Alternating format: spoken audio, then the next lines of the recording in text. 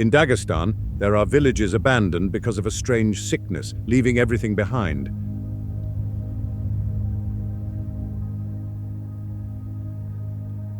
There's a colossal sand dune, the size of a small city, with no logical explanation for its existence.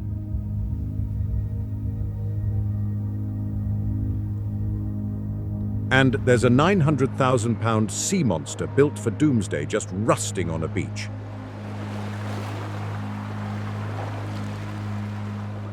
This is not a movie. This is a real place, a republic in the Caucasus Mountains, hiding more secrets than anywhere else in Europe.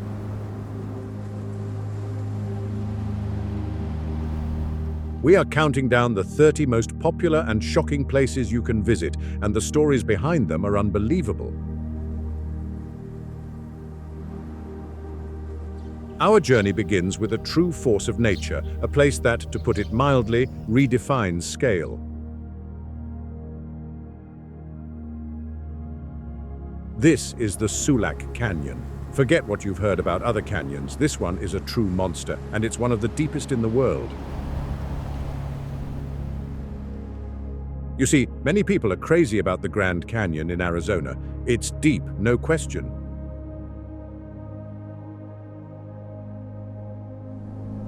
But what many overlook is that the Sulak Canyon is even deeper. We're talking about a staggering depth of over 6,300 feet. To put that in perspective, the deepest part of the Grand Canyon is about 6,000 feet.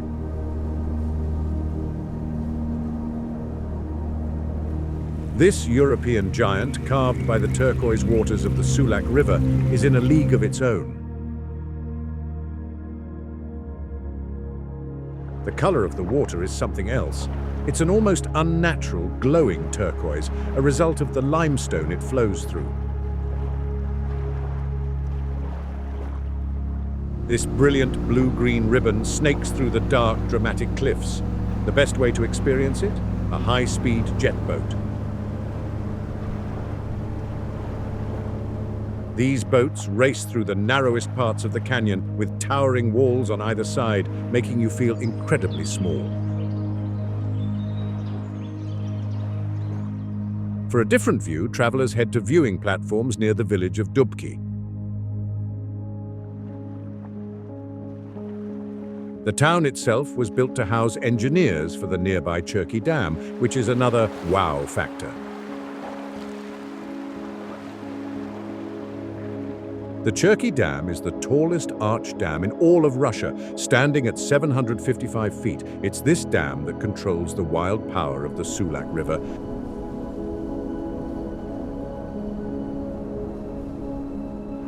But the canyon holds more than just water and rock.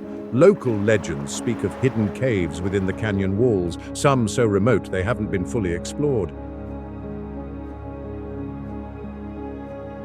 There are whispers of prehistoric petroglyphs, ancient drawings left by the first people who looked out over this massive chasm thousands of years ago.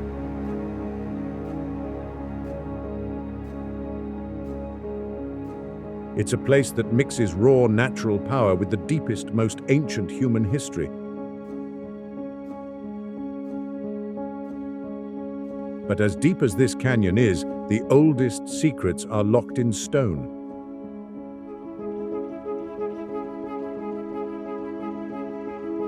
From the deepest part of Dagestan, we now travel to its oldest.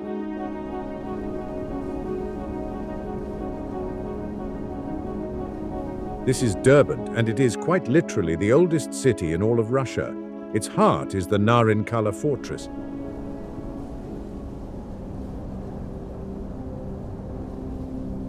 This isn't just an old castle. This is a 5,000-year-old citadel, a UNESCO World Heritage Site that has seen empires rise and fall.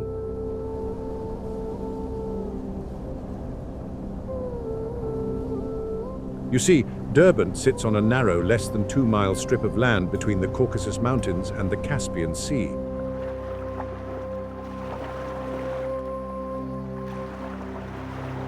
For millennia, this was the only way to travel between Europe and the Middle East. It was the gate on the Great Silk Road.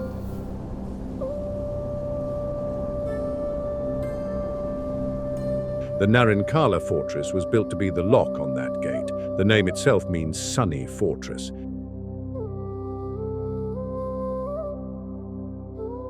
Its massive walls, in some places over 60 feet high and 10 feet thick, were designed to stop entire armies.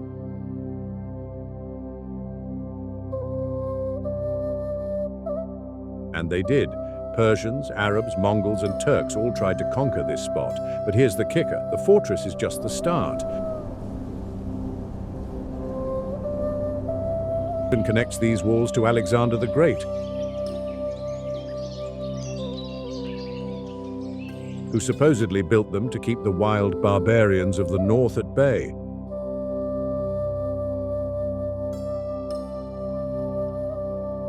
What many overlook, however, is what's under the fortress. The Narinkala holds one of the most incredible ancient water systems ever built.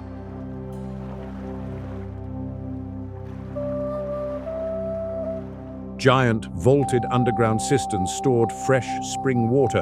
The thing nobody tells you is that these cisterns were so well engineered. They could provide water for the entire city during a siege that lasted for months or even years. Exploring these dark, echoing chambers feels like stepping into a forgotten world.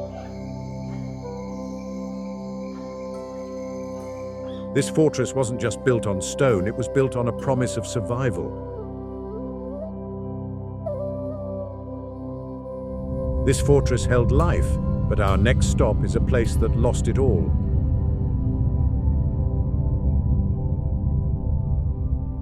High in the mountains, at an elevation of about 4,600 feet, lies a place of profound and haunting beauty.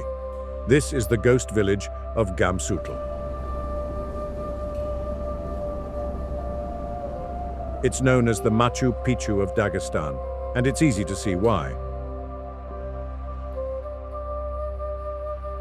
The village is built directly into the side of a steep mountain, with its stone houses and winding paths looking like they grew right out of the rock.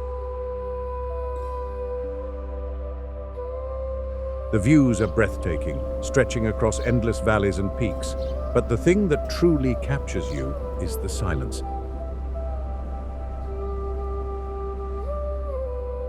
Gamsutl is completely empty.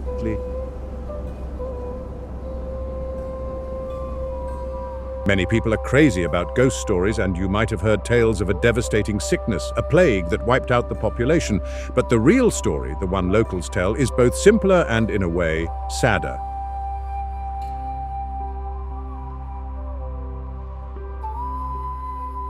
It wasn't a single event, it was a slow decline. You see, in the 1970s and 80s, life in this remote village became too hard.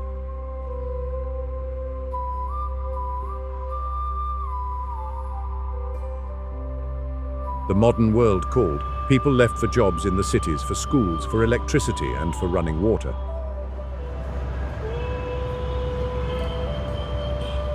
The village slowly emptied house by house. Here's the part that really gets you.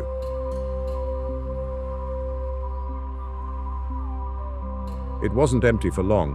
One man, a native of the village named Abdul Jalil, decided to return.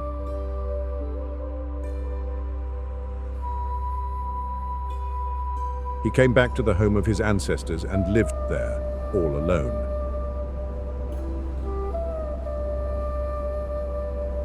He became the mayor of a town with a population of 1. He tended to his bees, welcomed the few hikers who made the steep climb, and became a local legend.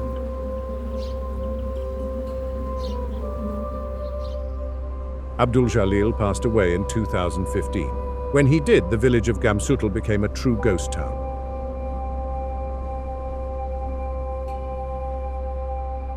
Today, you can walk through his home where his things are left just as they were, a tiny personal time capsule in a city of stone.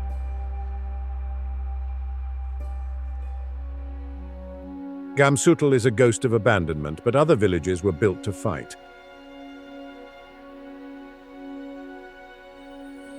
Next, we find one of Dagestan's most bizarre and unexplained natural wonders. This is the Saricum Dune. Picture this, You are driving through the green, rocky foothills of the Caucasus Mountains.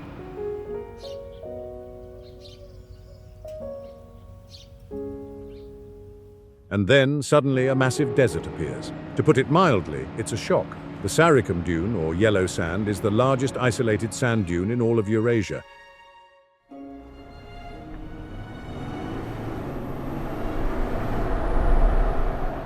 It stands at a massive 860 feet tall. That's taller than many skyscrapers. The thing nobody tells you is nobody is 100% sure how it got here.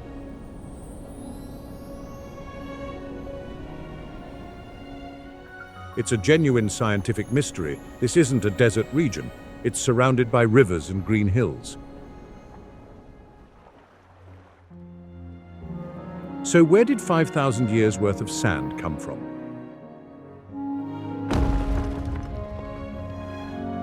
There are two main theories. One is that for thousands of years, strong winds have eroded the nearby sandstone mountains, carrying the sand particles and depositing them in this one specific spot.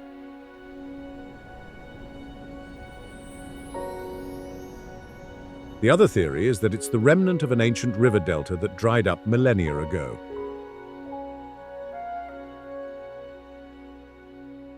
What many overlook is that this dune is its own tiny, isolated ecosystem.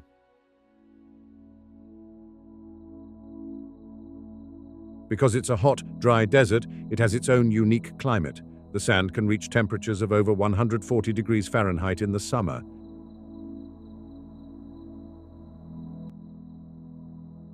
And this tiny desert is home to species you'd never expect to find in the Caucasus, including rare snakes, lizards, and even scorpions. It's a little piece of the Sahara dropped in the middle of Russia.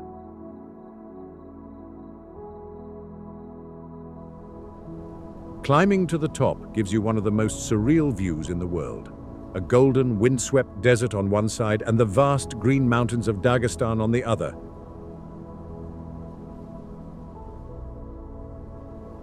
This dune is a mystery of nature, but the next stop is a monument to a man. Dagestan. This is the village of Gunib, a natural fortress that became the final bastion for one of history's most famous warriors. This is where the epic, decades-long Caucasian War came to its dramatic end in the 19th century. The war was fought between the Russian Empire and the mountain peoples of the Caucasus, who were led by the legendary Imam Shamil.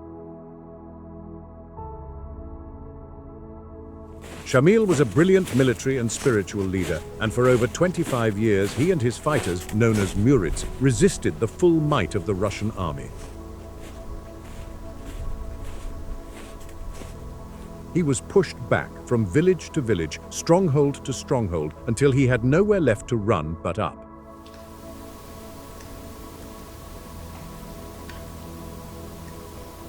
He made his last stand here, in the village of Gunib, which sits on a massive, high-altitude plateau with sheer cliffs on all sides.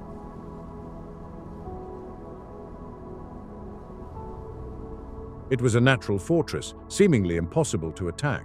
In August of 1859, the final battle took place.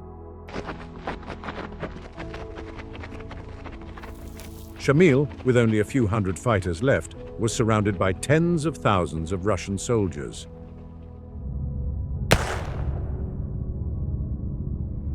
The thing nobody tells you is that the Russians didn't just climb the cliffs.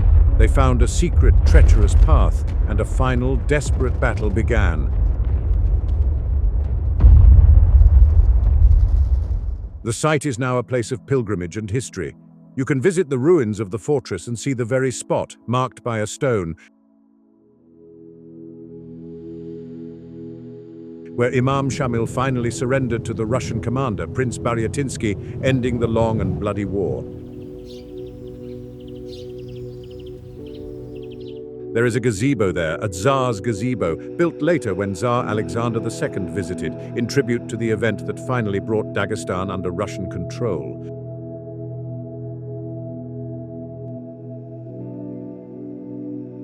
Gunib was the end of a war, but our next stop is a place of pure magic.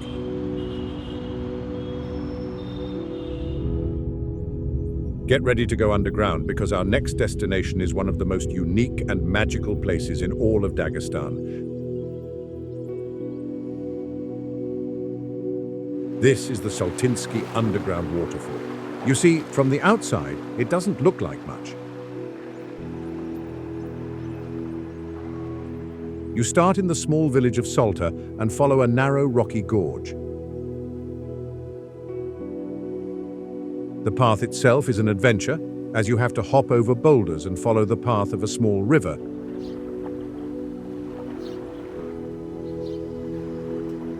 The Saltinka, as it flows into a crack in the mountains, and then you enter the cave. To put it mildly, it's like stepping into another dimension.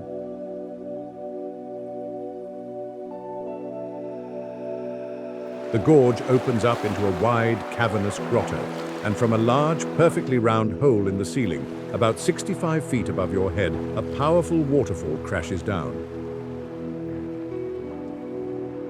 Travelers to come and stand under the cold, refreshing spray. In the winter, the waterfall sometimes freezes, creating a massive, spectacular icicle that hangs from the ceiling like a giant chandelier.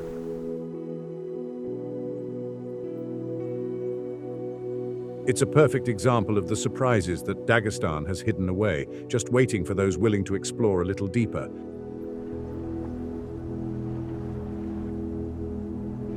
To follow the river into the dark. This waterfall is hidden, but the next village's towers were built to be seen. We now climb high into the mountains to a place where the line between heaven and earth seems to blur.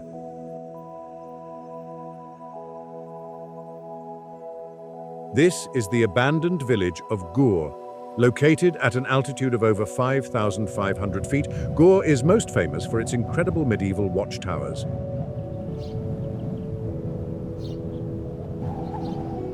These 3 stone towers, hundreds of years old, stand proudly on the very edge of a sheer cliff. They look like silent guardians watching over the vast valley below, defying gravity itself.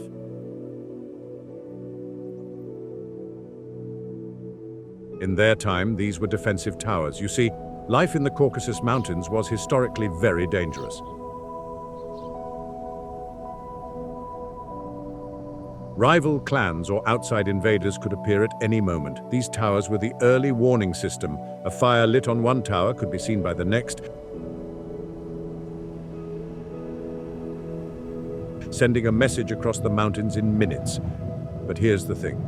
The village they once protected is now gone. Like Gamsutl, the old village of Gur was abandoned. The residents moved down the mountain to a new, more modern village.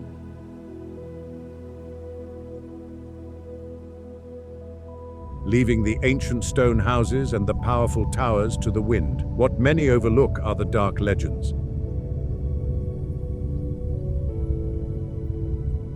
Local lore is filled with grim tales associated with these cliffs, speaking of dark rituals and sacrifices in pre-Islamic times.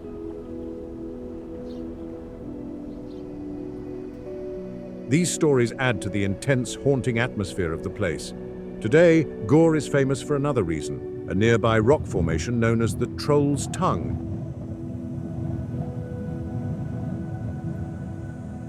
Which we'll see soon. But the towers are the true soul of Gur. The towers of Gur are silent, but the next waterfall is anything but. We are heading to the Kunzak Plateau, a massive flat tableland high in the mountains. And at its edge, a river does something spectacular. This is the Tobot waterfall. The Tobot is one of the highest and most powerful waterfalls in all of Russia. Here, the river flows calmly across the wide plateau, and then, without warning, it reaches the edge of an about 230-foot cliff and simply drops. The sheer power and sound of the water crashing into the canyon below is incredible. A huge cloud of mist rises from the bottom, creating constant rainbows in the sunlight. It's a raw display of nature's power. But here's the kicker. The Tobot waterfall is a different marvel in winter. When the temperatures drop, this thundering cascade freezes solid. It becomes a gigantic frozen sculpture, a massive icicle rooted to the cliff.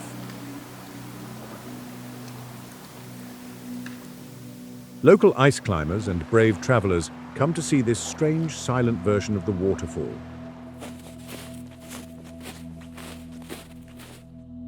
There's also a fascinating rumor. The deep, hidden lake at the base of the waterfall is said to hold Avar treasures. Legends say that during times of invasion, local clans would hurl their gold, silver, and ancient artifacts into the violent, churning water at the waterfall's base, hiding it in a place no enemy could ever reach. Whether it's true or not, it adds a layer of mystery to this already stunning location. This waterfall drops into a canyon, but our next village is built on time itself. We now journey to one of the oldest continuously inhabited settlements in all of Europe. This is the Owl of Chalk. To put it mildly, this place is ancient. We're not talking about medieval times. We're not even talking about the Romans. Archaeologists have found a Neolithic site here.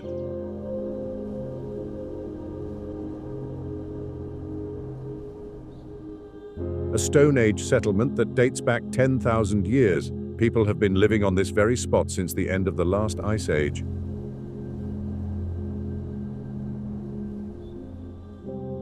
You see, chalk is built in a natural bowl on a mountainside, protected from the worst of the winds and with access to fertile land and water.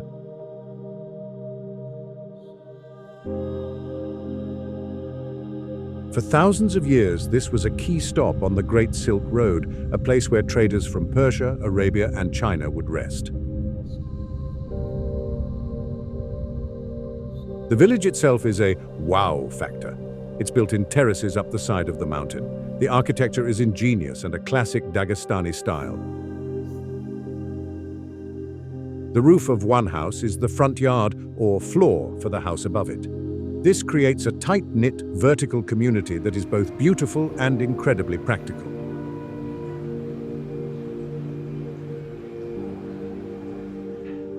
This is the heart of chalk, where petroglyphs on the ancient stones tell forgotten myths.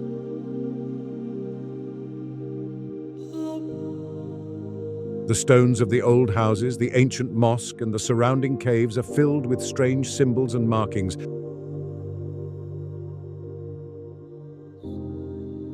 These are the stories of a people who have survived for 100 centuries. Walking the narrow, winding, cobblestone streets of chalk is like walking through a living museum.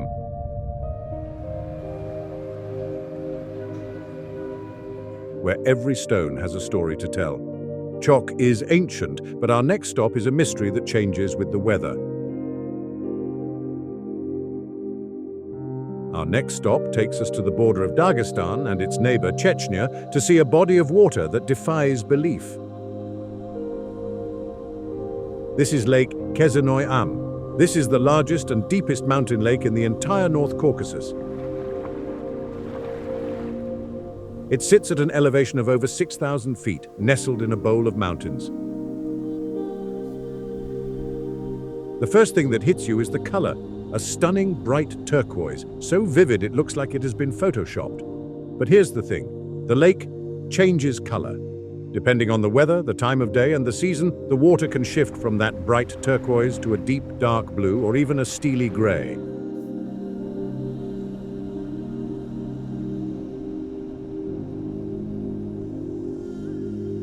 It's like a massive mood ring for the mountains.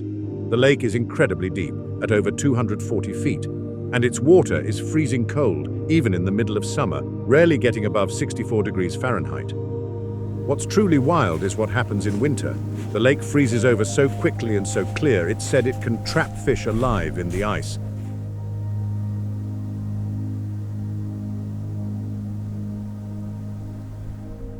A phenomenon of a flash freeze. This solid, transparent ice, sometimes over 30 inches thick, makes it a popular spot for winter festivals and even ice racing. Surrounded by pristine mountains with no major towns in sight, Lake Kesenoy Am feels like a secret, untouched paradise, a bright blue eye staring up at the heavens. This lake is a natural wonder, but it's near a place of man-made conflict.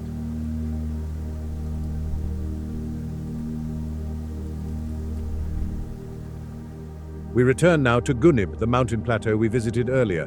While we talked about the end of the war, we now need to look at the fortress itself. The fortress of Shamil in Gunib is not just one building. The entire village and plateau were a fortified zone. But the key structure, the one that tells the story, is the fortress wall.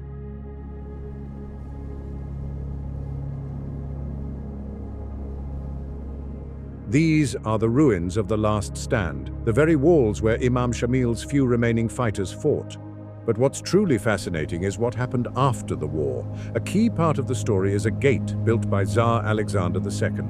This is a key part of the story. After the war ended and Imam Shamil was captured, the Russian Tsar visited this spot.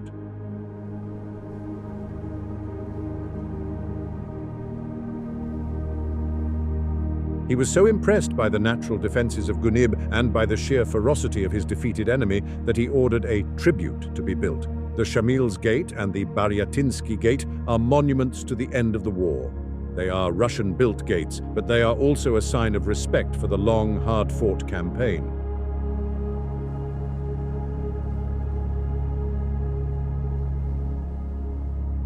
This brings us to a persistent local legend, hidden chambers with buried weapons. The story goes that in the final desperate days of the siege, Shamil's fighters, knowing they were about to be overrun, buried their valuable, prize-winning swords and daggers, and even cannon in secret chambers and tunnels under the fortress.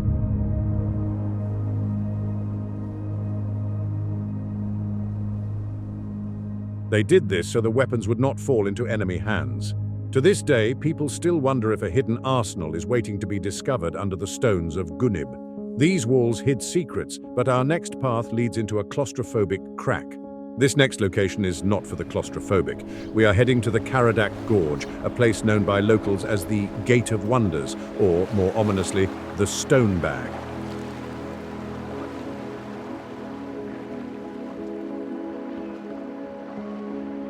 This is a slot canyon, a narrow crack in a mountain that is, to put it mildly, incredibly tight. The gorge itself is only about 1,300 feet long, but it's an intense walk. The walls on either side are over 560 feet tall and they're only 6 to 13 feet apart.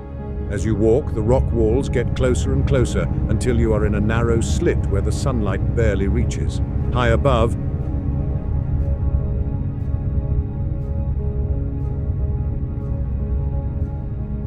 you can see massive boulders that have fallen and become wedged between the walls, hanging over your head like menacing decorations. The thing nobody tells you is how loud it is. The sound of the small stream at the bottom and your own footsteps echoes endlessly off the smooth, polished rock walls.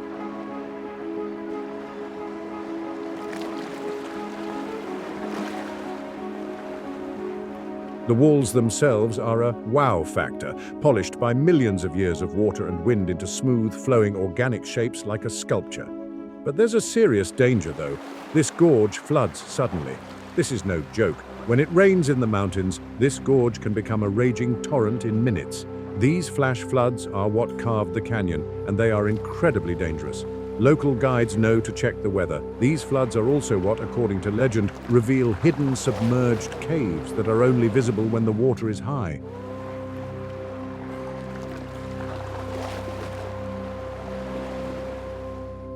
This gorge is narrow, but our next spot offers a terrifyingly wide view. We're returning to the area near the abandoned village of Gur, but this time we're not looking at the towers, we're looking at a rock. But this isn't just any rock, this is the Lengua del Troll, or Troll's Tongue of Gur. It's Dagestan's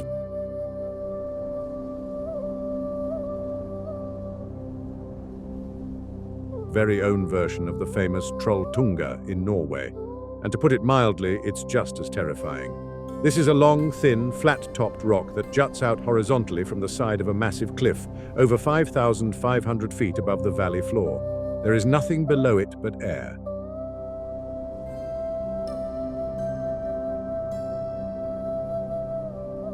It has become one of the most popular and must-have photos for any traveler in Dagestan. People hike to the spot and bravely walk out to the very tip of the rock, sitting or standing with their arms outstretched, with the vast, dizzying abyss of the canyon spread out beneath them.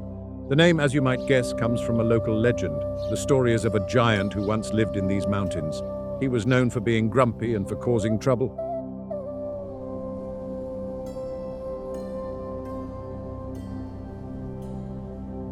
One day he was so angry at the local villagers that he stuck his tongue out to mock them, and a local wizard, tired of his antics, turned his tongue to stone, the rock hanging there in a permanent reminder of the giant's bad attitude. This rock juts into the air, but our next mystery is a monster that flew on the sea.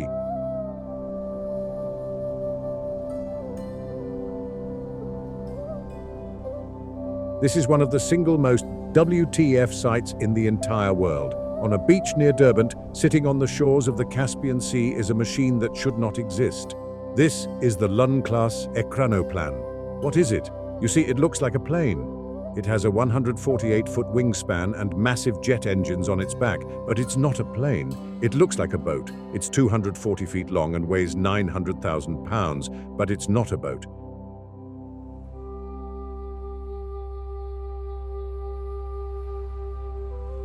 This thing was a top-secret Soviet military project. It's a ground-effect vehicle. It was designed to fly just 10 to 15 feet above the water, using a cushion of air to travel at speeds of over 300 miles per hour.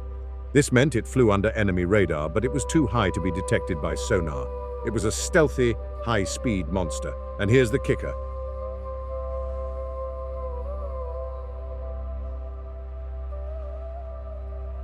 It was built for one purpose. Look at the top. Those 6 tubes, they were designed to carry and launch massive sonar-guided missiles powerful enough to take out an entire aircraft carrier. This was the platform for top-secret weapons tests. This was a doomsday machine, a carrier buster from a war that never happened. After the fall of the Soviet Union, the project was abandoned. This one, the only one of its kind ever fully completed, was left to rust at a naval base. In 2020, it was towed to this beach with plans to make it the centerpiece of a military museum. But for now, it's just sitting there.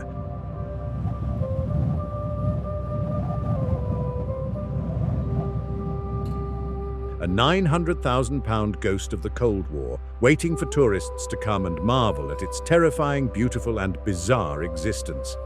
This machine is a modern ruin, but our next stop is an ancient one. Not far from the Towers of Gur is another, even larger abandoned settlement. This is Old Kahib. If Gamsutl is the Machu Picchu of Dagestan, then Kahib is its twin city.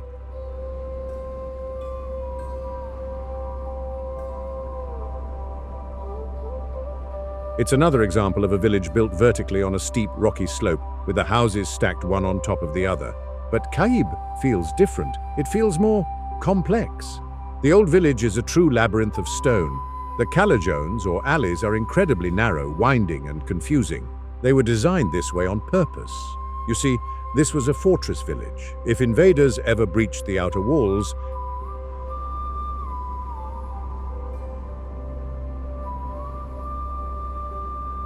they would be funnel-led into these tiny, twisting kill zones, where fighters could attack them from the rooftops above. The village is crowned by ancient watchtowers, similar to Gur's, and the ruins date back centuries, with some parts even dating back to the Bronze Age. But the real wow factor of Kahib is the mystery of its symbols.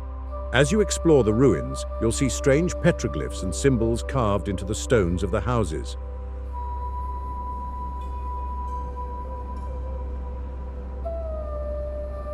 There are solar symbols, handprints, and strange geometric patterns. Nobody knows for sure what they all mean. Are they good luck charms, ancient prayers, warnings, or just the marks of the families who lived there? It's an unsolved mystery, carved into the very bones of the village. The secrets of Kahib are carved in stone, but the next village's secrets are hammered into silver.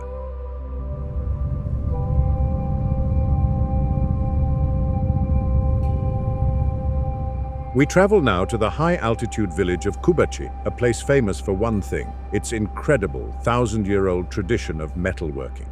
Kubachi is known as the village of silversmiths, but to call them that is, to put it mildly, an understatement.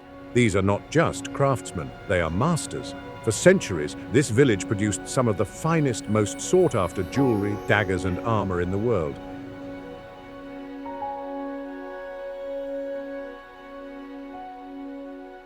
You see, the name Kubachi itself is said to mean makers of chainmail. Legend has it that the warriors of this village were so skilled that they provided armor for czars, shahs, and sultans. Their techniques, secret formulas for alloys, intricate engraving, and a unique style of niello, a black inlay,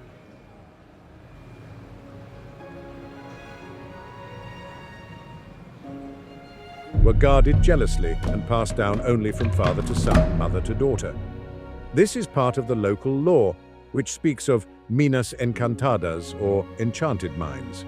The Kubachi masters were so good that people believed their skill couldn't be human. The legend said they had secret enchanted mines in the mountains, given to them by spirits that provided a silver of unmatched purity. Today, you can visit the village, which is like a living museum.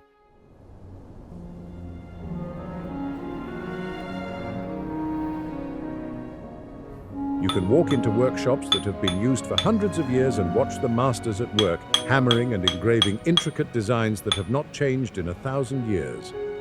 The masters of Kubachi guard their secrets, but our next stop is a ruin that has lost its people.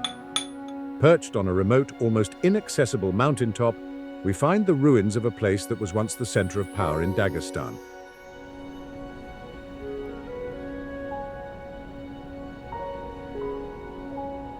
This is Kala Quraysh.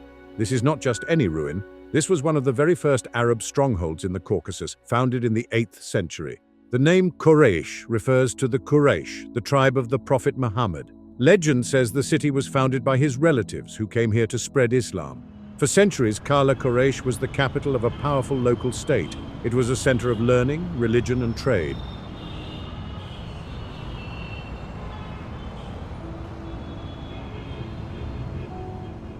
It had a grand mosque, one of the oldest in the region, a mausoleum, and a heavily fortified citadel. The wow factor here is its location. It's on a peninsula of rock, with deep canyons on 3 sides. It was almost impossible to attack. Here's a truly amazing fact. Its walls resisted earthquakes that destroyed entire cities nearby. This place was built to last, but like so many mountain villages, it was eventually abandoned.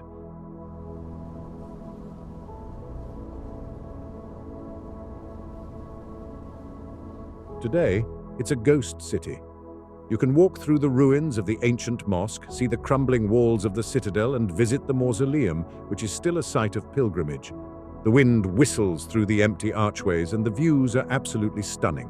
It's a silent, powerful reminder of the empires that have passed through these mountains. This fortress is silent, but our next stop is a place of endless sound. Deep in a pristine, virgin forest, we find a waterfall that is known for its sheer beauty and its mysterious legends.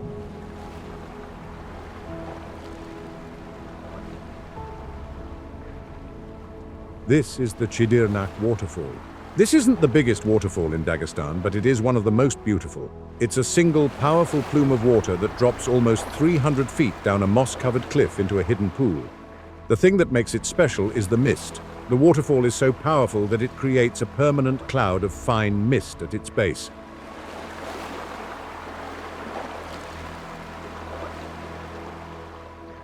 And because it's in a wide open area, the sun hits this mist and creates perpetual rainbows. On a clear day, it's not just one rainbow. You can see multiple shimmering arcs of color in the air. But here's the thing. For the local Avar people, this is not just a pretty sight. This is a sacred place. This leads to a fascinating local belief. The water from this waterfall is said to have healing properties.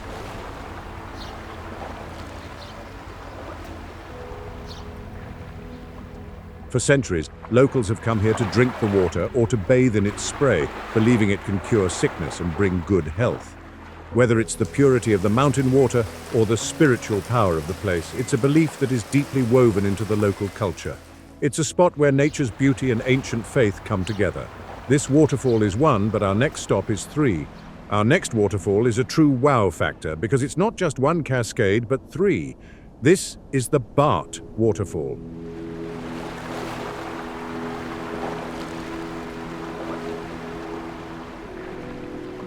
In a remote and rugged part of Dagestan, a powerful river is forced through a narrow channel and splits, creating three distinct powerful waterfalls that thunder down a cliffside side by side. It's a stunning display of power and symmetry. What makes this place even more intriguing are the ruins that surround it. All around the top of the falls you can see ruinas antiguas, the crumbling stone foundations of an ancient, long-forgotten settlement.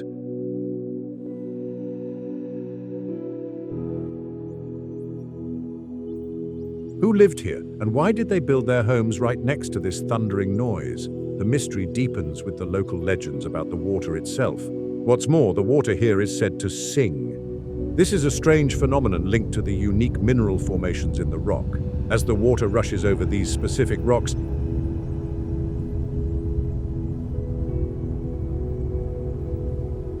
it creates a strange, high-pitched singing or humming sound that echoes through the canyon. For ancient people, this must have sounded like the voice of the mountain itself. It's a place that is both a feast for the eyes and a concert for the ears. These falls sing, but our next village feels like it's from another world. We are climbing again, this time to an altitude of over 6,500 feet. This is the village of Matlas. This high-altitude aul, or village, is stunning. But what makes it truly fascinating is its ancient section, where the houses are built in a way that makes them look like man-made caves. You see, the people here built their homes directly under natural rock overhangs and into the sides of the cliffs.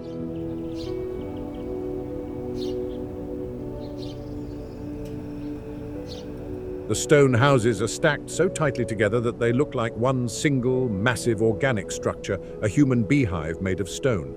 This was, of course, for defense. This village was a medieval hideout. The key to Matlas is its pasadizos secretos, or secret passages. The entire village is said to be connected by a network of hidden tunnels, secret passages, and through houses that allowed villagers and warriors to move from one end of the town to the other without ever stepping outside.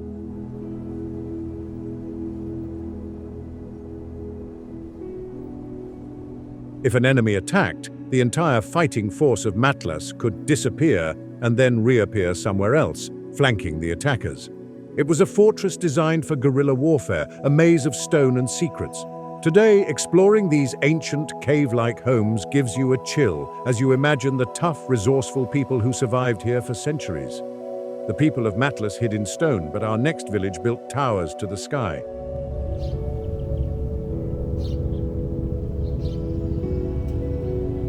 We're returning to the area of Cho, the 10,000-year-old settlement, but this time we're looking at a specific and very impressive set of structures.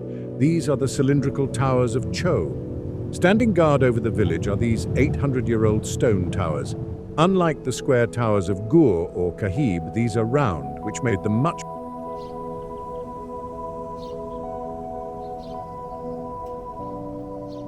more stable and much harder for enemies to attack. Here's the wow factor. They were built without mortar. This is incredible precision engineering. The stones were cut so perfectly that they fit together using only friction and gravity.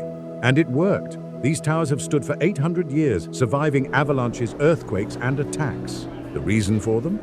You see, Cho was a rich village on the Silk Road, which made it a target.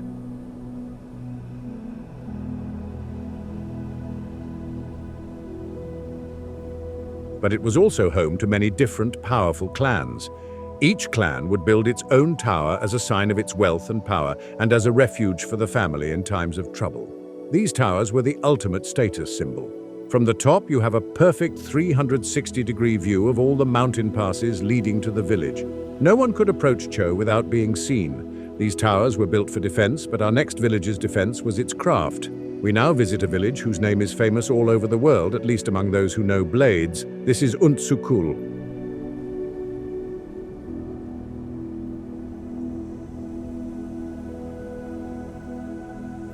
This village is not famous for its fortress or its views, but for its knives. The masters of Untsukul are legendary for a unique and beautiful art form, inlaying metal on wood. They are most famous for their legendary knives and daggers, but they also make beautiful canes, drinking horns, and decorative items.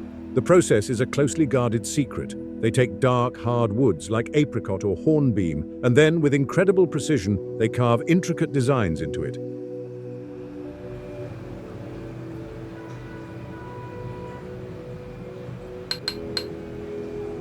Then, they painstakingly hammer in thin silver, cupronickel, or brass wire to create beautiful flowing patterns. But here's the mystery. This is the legend of Untsukul, with its alchemicus formulas or alchemical formulas for indestructible steel. The blades of their daggers were said to be forged with special rituals, quenched in mountain streams at a specific time of night, and tempered using formulas that were part metallurgy, part magic.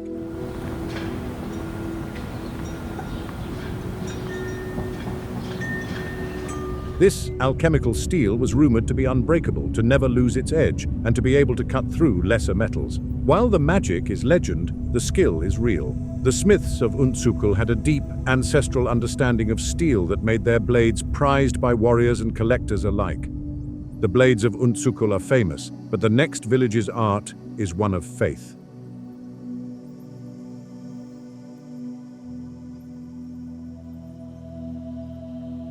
We're heading back to the area near the underground waterfall, to the village of Salta. But this time, we're not going underground. We're going to its heart, to see its mosque. In a land of stone fortresses and stone houses, the old mosque at Salta is a wow factor because it's made of wood.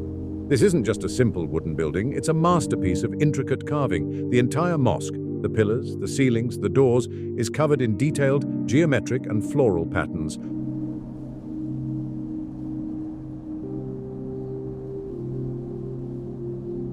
all carved by hand by master craftsmen hundreds of years ago.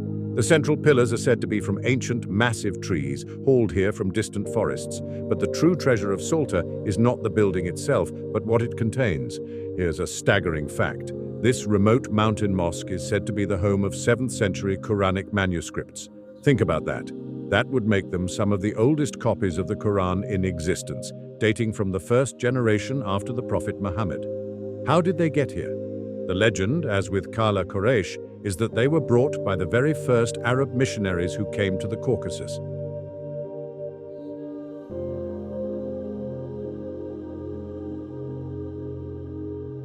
For this remote village to be the guardian of such priceless ancient history is one of the biggest secrets in all of Dagestan. This mosque is ancient, but our next stop is a palace of more recent power. We return to the coastal region, to a time when Derbent was the capital of a powerful state known as the Kuba Khanate. This is the winter palace of Fatali Khan, built in the 18th century.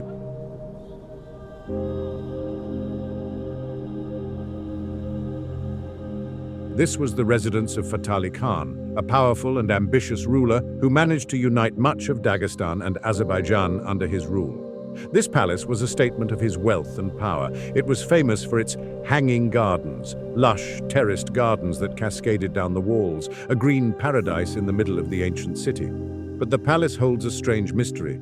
The habitaciones con espejos que hablan, or rooms with mirrors that talk.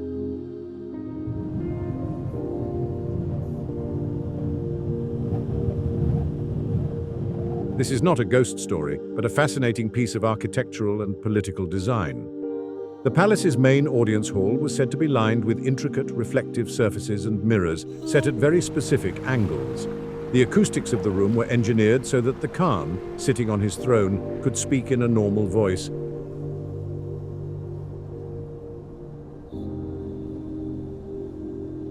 And the mirrors and walls would catch his words and project them, making his voice seem to boom, echoing from all corners of the room. It was a wow factor designed to intimidate and impress visiting ambassadors and rivals, making the Khan's voice sound like the voice of an all-powerful spirit of the palace itself.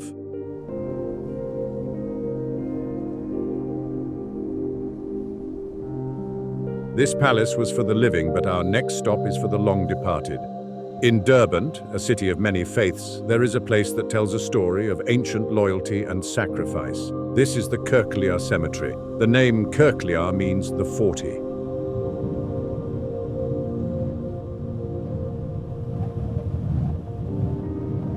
The cemetery is the final resting place for 40 ancient Muslim warrior saints who, according to legend, perished while defending the city during the first Arab-Khazar wars in the 7th century. It is one of the most sacred Muslim sites in Dagestan. But right next to this, there is another equally ancient story. This is also the site of 1,500-year-old Jewish tombs. You see, Derbent is also the heart of the mountain Jews. One of the oldest Jewish communities in the world. Their ancestors were settled here by the Persian emperors over 1,500 years ago.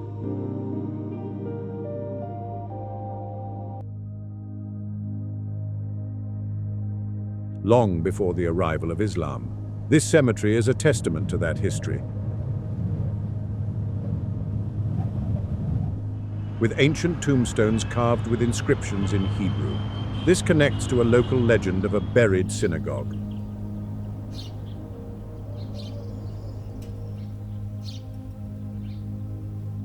This is a local legend that one of the oldest original synagogues of the first Jewish settlers was buried under the dunes near the cemetery to protect it from invaders.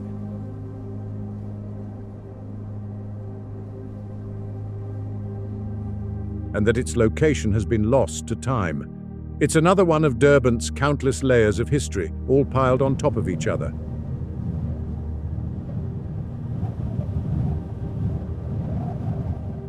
This cemetery is ancient, but the next building is the oldest of its kind. We've talked about ancient forts and tombs.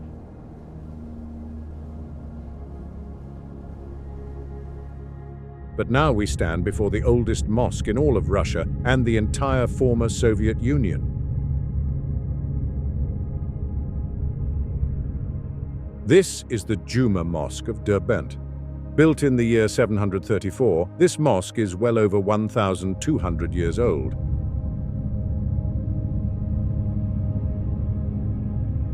It was built just a little over 100 years after the time of the Prophet Muhammad.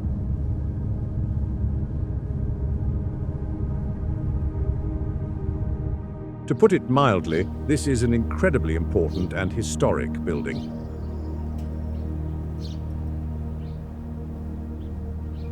But it's not what you expect. It's not a grand building with huge minarets. From the outside, it looks more like a fortress.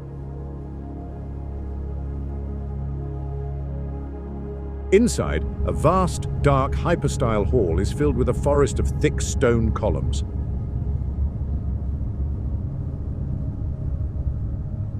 Here's the wow factor. In the courtyard, there are 4 massive ancient plane trees.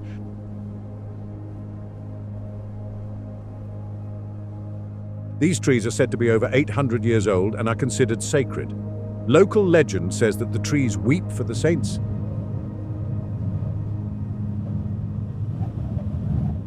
And that if you listen closely, you can hear them. And the mystery? There's a deep secret here.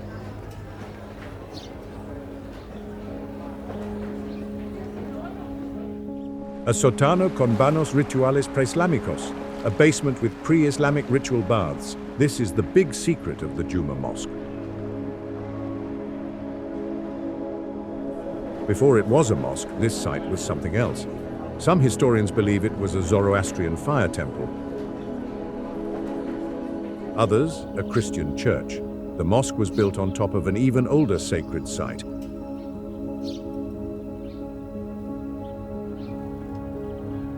And deep in its foundations, it still holds the tunnels and water channels of a faith that has been gone for over 1,000 years. This site is ancient, but our next one is even older. We've seen a 10,000-year-old site at Chok.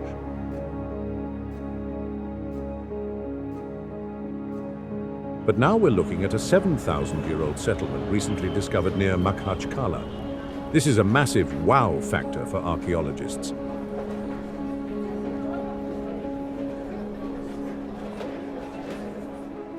This site dates from the Neolithic period, or the Copper Age. This is the time before the Bronze Age,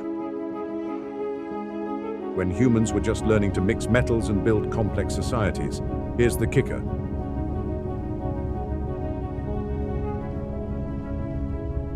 Archaeologists found tools made of obsidian, a type of volcanic glass. The thing is,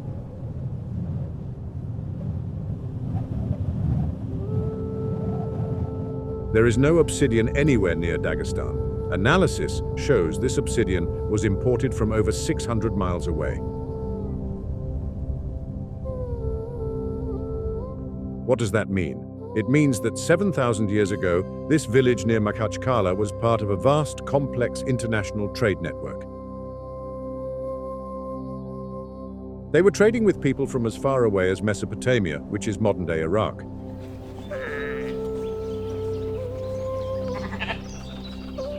This discovery completely rewrites what we thought we knew about primitive people in the Caucasus.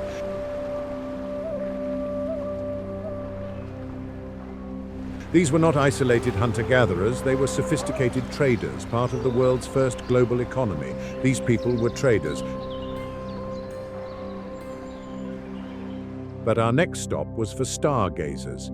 We return now to the Kunzak Plateau, the massive tabletop mountain where we found the Tobot waterfall. This plateau isn't just a natural wonder.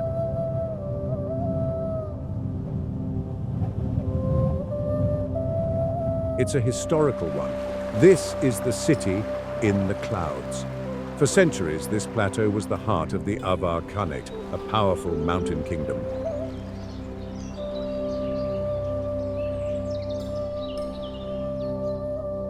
The village of Kunzak was its capital, a rich and powerful city that was almost impossible to attack, thanks to the sheer cliffs on all sides.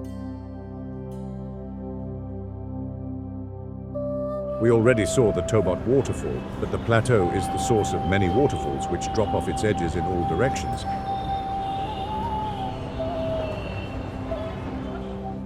But there's a much older, deeper mystery here, the ruinas de un observatorio astronómico prehistórico. That's right. Archaeologists and local historians believe that long before the Avar Khans, long before any fortress, the ancient people of this plateau used it to watch the stars. There are ruins of strange stone structures aligned with the stars and the solstices. These prehistoric observatories suggest that the plateau was a sacred ceremonial site, a place where people came to understand their place in the cosmos. It was a city in the clouds in more ways than one. This plateau touches the sky, but our next village tries to go even higher. Our journey is now taking us to one of the most remote and highest altitude regions of Dagestan. This is Tliarata. This area is pure, rugged, alpine wilderness. It's a land of stone towers, deep gorges, and views of massive glaciers. This is where the real Caucasus Mountains show their power. The villages here are small, tough, and built of stone.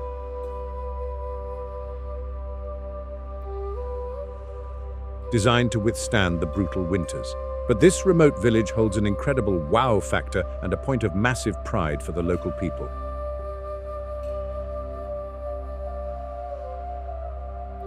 Tliarata is home to the highest altitude mosque in all of Europe.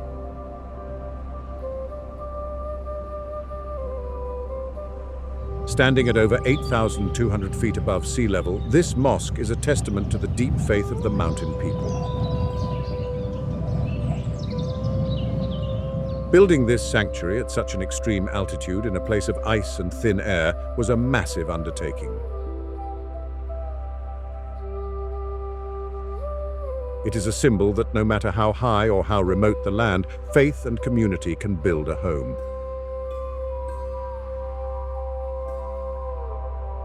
This mosque is high, but our final stop is a low-lying monster.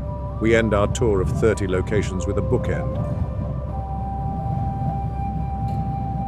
We're revisiting this monster for a reason. Its story has a final, strange chapter on the beach of Caspian Sea. We've already covered what this Lun-class monster is, a 900,000-pound, 300-mile-per-hour missile-launching beast. For years, this monster was rotting at a naval base in Caspisk. Then, in 2020, it was towed south to Durban to be the center of the new Patriot Park Museum. But here's the kicker. The move was a disaster. The massive machine got stuck on the beach during the towing operation. For months, it was just beached, a 900,000-pound symbol of Soviet power.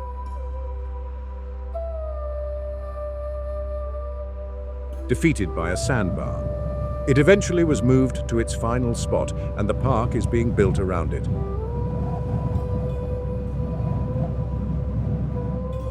But this entire saga makes it one of the strangest tourist attractions on Earth. It's a must-see, not just because of what it was, but because of the bizarre, slow, and very public journey of its retirement.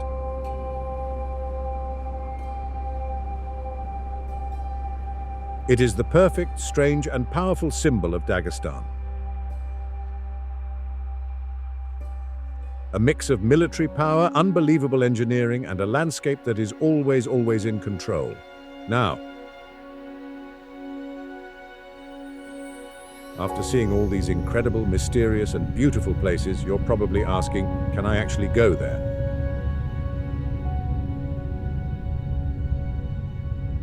To put it mildly, yes, Dagestan's tourism has been growing rapidly, but this is not a trip to Paris or Rome. This is an adventure, and you need to be prepared. First, safety. The region has a complicated reputation.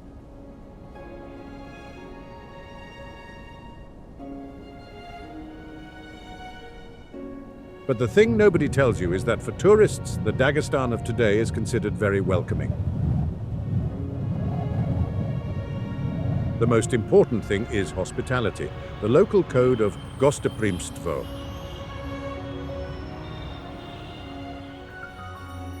Which means hospitality is a sacred duty. You will be invited for tea, for dinner, for a place to stay. It is considered rude to refuse, so be prepared to eat a lot. Here is an expanded version of the text. Maintaining the same conversational tone and adding more examples, details, and wow factors as requested. Intro. Have you ever heard of a place that is officially part of Russia but doesn't feel like Russia at all? A place with over 30 distinct ethnic groups, each with its own language. A place where you can find ancient 5000 year-old cities, snow-capped mountains, and a warm sea, all in one tiny republic.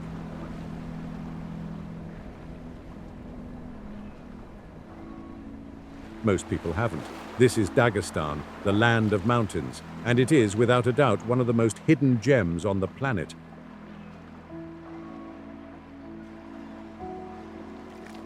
For decades, this region was in the headlines for all the wrong reasons, but today it's opening up as a land of staggering beauty,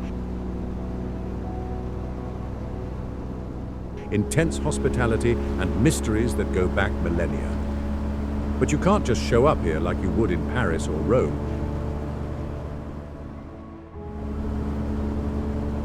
Dagestan operates on its own set of rules. It's a place that rewards the prepared traveler and, let's be blunt, can be tough for those who aren't.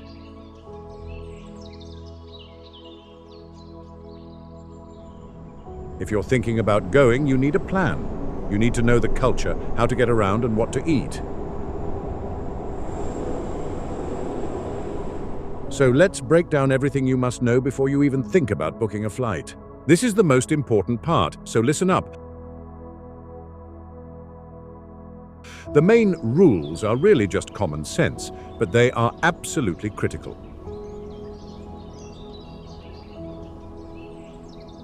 Dagestan is a traditional, conservative place with a culture rooted in ancient mountain customs and deep Islamic faith.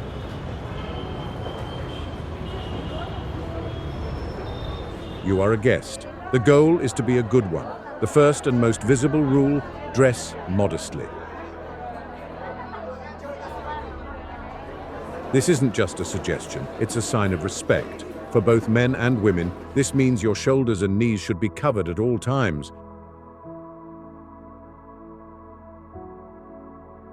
For men, no tank tops and shorts are generally a no-go, especially outside the main city. For women, this means loose-fitting clothes. T-shirts are fine, but avoid anything tight or low-cut. Pack long skirts, linen pants, and loose blouses. When you visit a village, or most importantly, enter a mosque, the rules get stricter. Men should be in long pants. Women must cover their hair with a headscarf. The Grand Juma Mosque in Makachkala, or the beautiful mosque in the village of Gunib,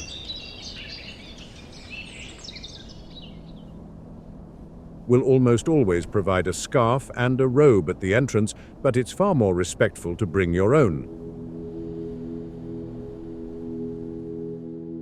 This simple act tells the locals that you see them, you respect their traditions, and you aren't just there to gawk. Second, hospitality is king. You will be stared at, not out of anger, but out of pure curiosity. You will almost certainly be invited into a stranger's home for tea. They might not speak a word of English, but they will offer you everything they have. The rule is accept. Accepting a cup of tea or a piece of bread is a huge sign of goodwill. Refusing it can be seen as an insult. Be gracious, smile, and try to learn one or two words. Salam, hello, and shukran.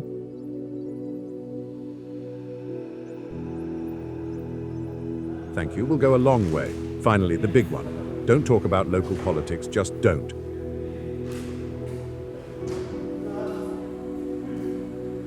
The history of the region is incredibly complex, sensitive, and deeply personal. What many overlook is that this is the key.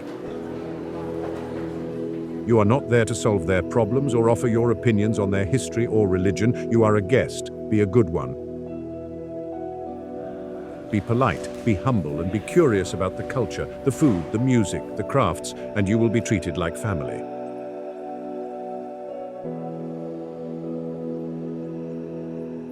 This is the part that logistics lovers will need to pay close attention to. You will likely fly into the capital, Makachkala. This is a bustling modern city on the Caspian Sea. It feels chaotic, energetic, and alive.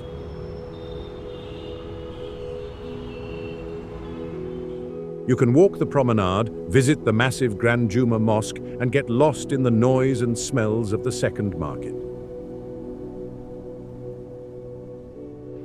The other major city is Durban, and major is an understatement. This is the oldest continuously inhabited city in all of Russia, and a UNESCO World Heritage Site. People have been living here for over 5,000 years. The main attraction is the Narin Kala, a massive, stunning Sasanian fortress that looms over the city. You can walk the ancient walls that once stretched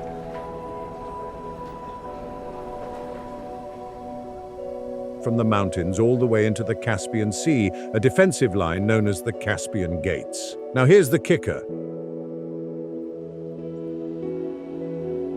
To see any of the real Dagestan, the mountain villages, the canyons, the watchtowers, you need a guide. This is not optional. This is not a recommendation. You're not renting a sedan and driving yourself.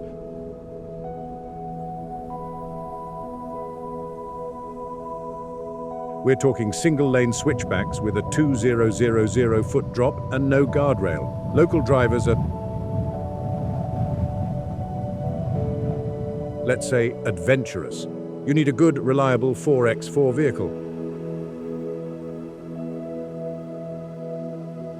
More importantly, you need a local guide who knows the roads, speaks Russian, and ideally one of the local languages like Avar or Lak, and has relationships with the guest houses. This guide is your driver, your translator, your fixer, and your cultural bridge. Without them, you are truly lost. Your accommodation experience will be a tale of two worlds.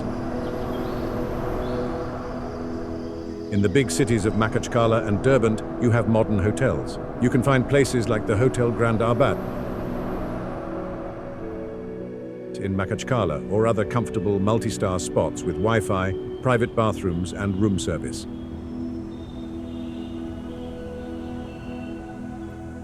They are clean, reliable, and exactly what you'd expect.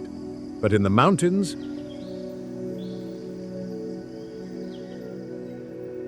that's a different story. And it's the best story you'll ever tell. The hotels in the mountain villages are local guest houses. This means you are literally staying in a spare room in a local family's home. The bathroom might be shared. The Wi-Fi might not exist, and the food will be whatever the family is eating for dinner that night. This is not a con. This is the best part. This is the entire point. This is how you experience the real Dagestan.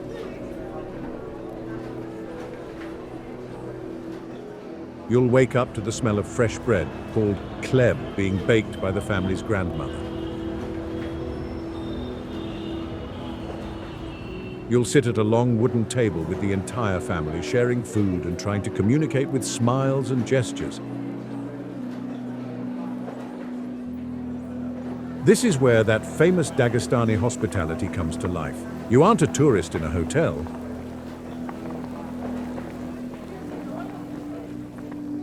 You are a genuine guest in their home. You cannot get this kind of authentic human experience any other way.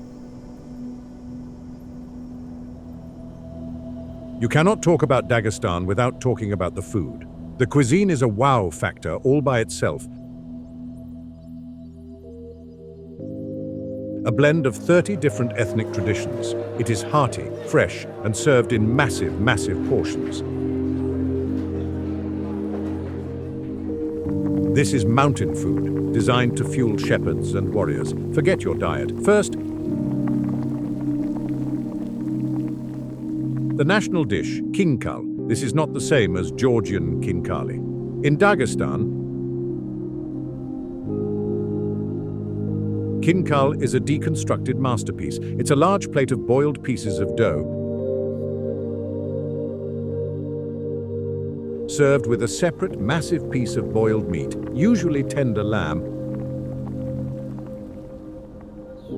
and a rich clear broth on the side. You also get at least one, and sometimes two powerful sauces, almost always a fiery garlic sauce and maybe a tomato-based one. The way you eat it is a ritual. You spear a piece of dough, dip it in the garlic sauce, eat it, and then take a bite of the meat. Between bites, you sip the hot broth from its bowl. Each ethnic group has its own style. Avar kinkal are big, fluffy, yeast-risen pillows, while Lak kinkal are small, thin noodles, and Kumik kinkal are squares. It's a must-try. Next, you will eat chudu.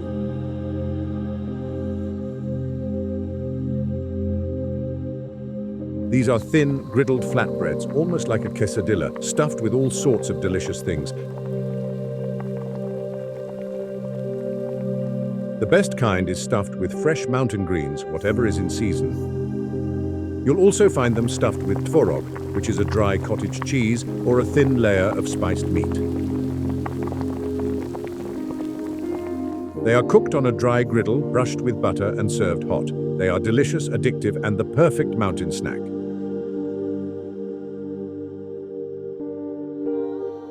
You might also find kurtza. These are beautiful pinched dumplings similar to a pierogi or manti. They are meticulously folded in a braid pattern and stuffed with meat, pumpkin, or spinach.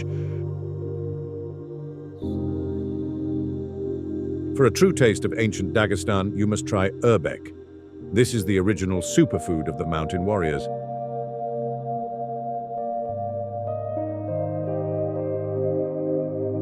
It's a thick, raw, oily paste made from stone-ground nuts or seeds. It can be made from flax seeds, apricot kernels, almonds, or hemp seeds. It's not sweet on its own and has a powerful, earthy flavor. It's usually mixed with honey or butter and spread on bread. This is pure, concentrated energy, and it's been a staple in these mountains for centuries. And of course, there will be shashlik. These are grilled skewers of meat, usually lamb.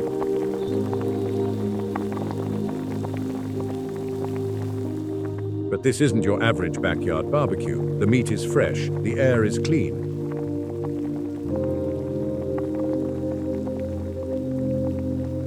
And when you're eating a perfectly grilled skewer of lamb on a mountainside, it just tastes better.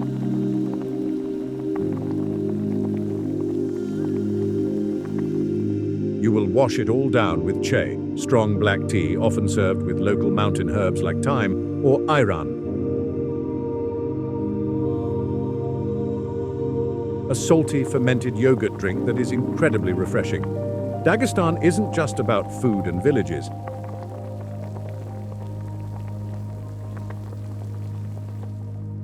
It's a land of epic, almost unbelievable landscapes and strange secrets. The biggest wow is the Sulak Canyon. Forget what you've heard about the Grand Canyon. The Sulak Canyon is deeper, at over 6,000 feet deep. It's one of the deepest canyons in the world, and it's absolutely breathtaking. The water at the bottom is a bright, impossible turquoise.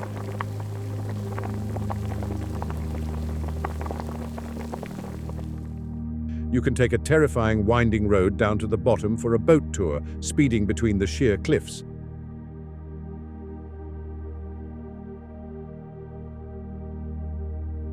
Then there are the ghost towns, like Gamsutl. This is an abandoned village perched on the very peak of a mountain.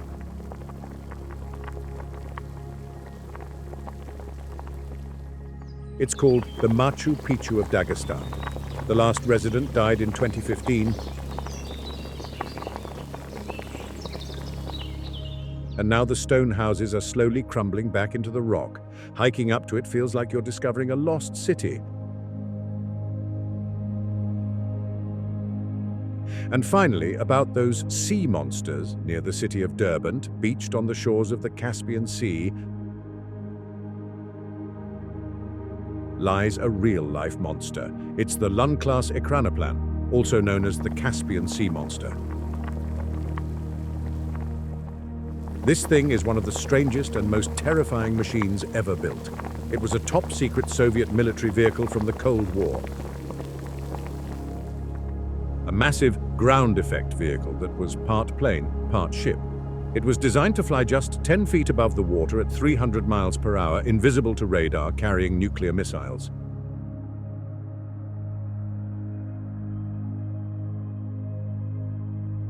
Today, its colossal, bizarre husk just sits on the sand, a relic of a secret, futuristic past.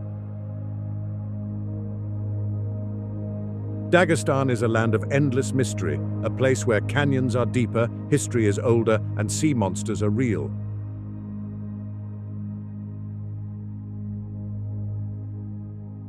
We've only scratched the surface, so like and subscribe for more hidden wonders.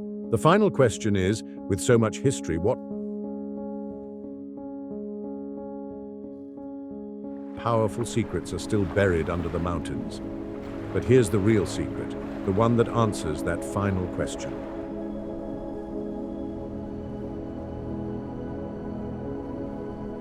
The most powerful secrets in Dagestan aren't buried under the mountains. They are the mountains. They are the people who live on them. We've seen the what and the where. We've seen the ghost towns, the canyons, and the sea monster. But the biggest wow factor of all is the who. Who are these people who built towers without mortar? Who guard 7th century manuscripts and who have over 30 different ways to make a dumpling? This is the part that most people miss, and it's the most important part of the story. Dagestan is not a country. It's not one group of people. It is, to put it mildly, an entire world of different nations, all living in one place. This is the land of languages. That's not just a poetic nickname, it is a linguistic fact.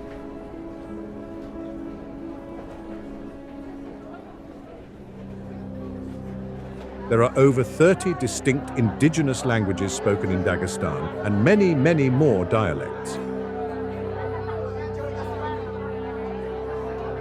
Here's the kicker. These are not just accents.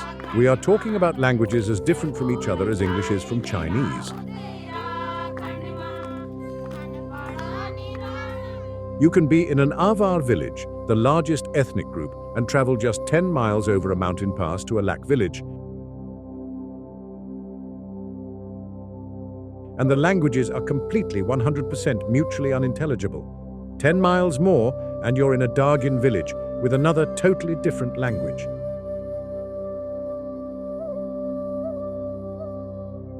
The thing nobody tells you is that for centuries, these mountains acted as islands in the sky. Each valley, each plateau, was its own isolated world. This isolation meant that these tiny communities preserved their own languages, their own traditions,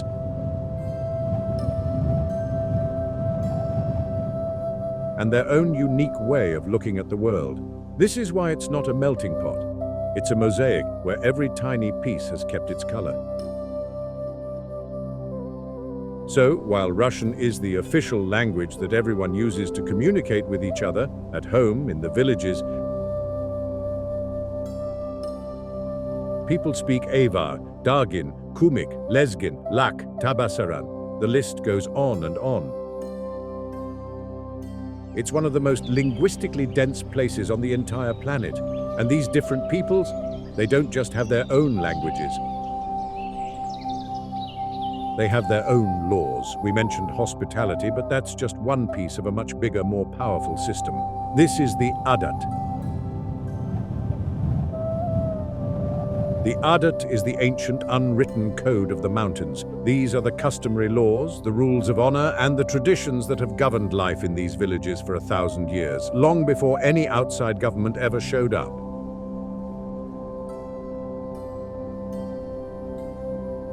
The Adat covers everything: how to be a good host, how to settle disputes, and how to respect your elders.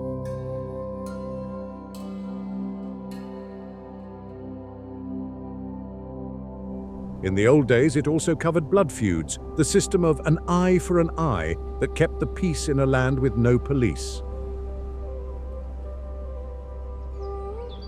Here's the part that really gets you. For many people in the remote mountains, the Adat is still more powerful than any official law. It's a code of honor. It's why a man's word is his bond. It's why a guest is treated like a king.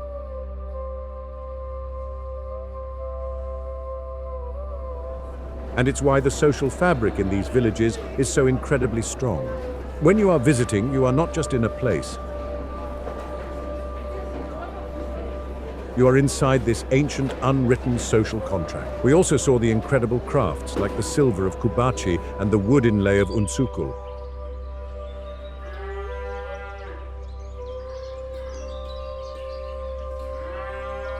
But what many overlook is that almost every single village had its own master craft. A secret that it used to trade and survive. Take the village of Balkar. This is the village of potters. But here's the wow factor. For centuries, only the women of Balkar were allowed to be potters. It was their sacred right.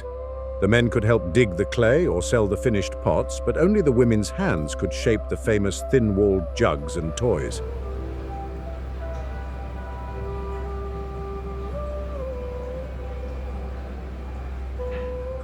Local legend says that if a man ever tried to shape the clay, it would crack in the fire. Or how about the lost art of Kaitag embroidery?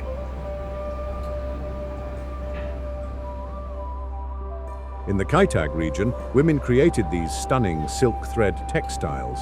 But these were not just pretty decorations. These were protective objects full of ancient pre-Islamic symbols. They were used at the most important moments of life.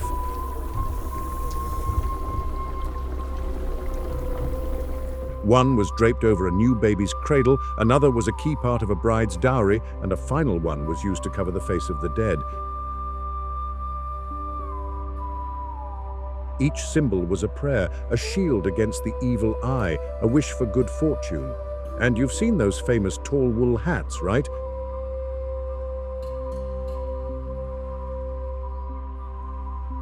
The papaka. These come from the Tsumada region. This isn't just a hat. To put it mildly,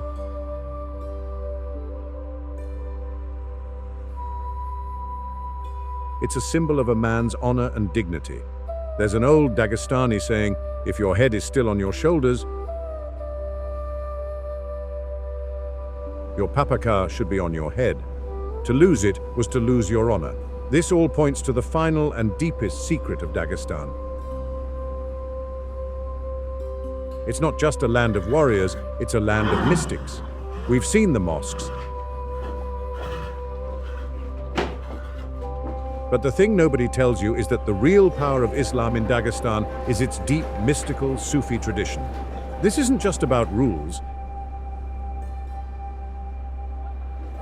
It's about a personal, spiritual connection to God. This is why the land is covered in ziyarat, or the holy tombs of saints. People make long pilgrimages to these sites to pray and to meditate. This is the warrior-saint culture. Imam Shamil, the great leader who fought the Russian Empire, wasn't just a general. He was a devout Sufi master. His fighters weren't just soldiers, they were murids, or disciples who followed him with a spiritual devotion that made them almost impossible to defeat. This deep, mystical faith is everywhere. It's in the quiet respect in the mosques. It's in the sacredness of the 800-year-old trees at the Juma Mosque in Derbent. And it's in the kindness shown to a stranger. So, when you ask what secrets are buried in the mountains, the answer is all of them. The secrets are not just in the ground, they are walking around. They are in the 30 languages that are still spoken. They are in the unwritten laws of the Adat. They are in the hands of a woman in Balkha shaping clay, and in the honor of a man wearing his papaka. The real Dagestan is a place that has guarded its soul. It has survived empires, wars, and the modern world, and it has done so by holding on to its traditions. The greatest mystery of Dagestan is not how it has so many secrets, but how it has managed, against all odds, to keep them.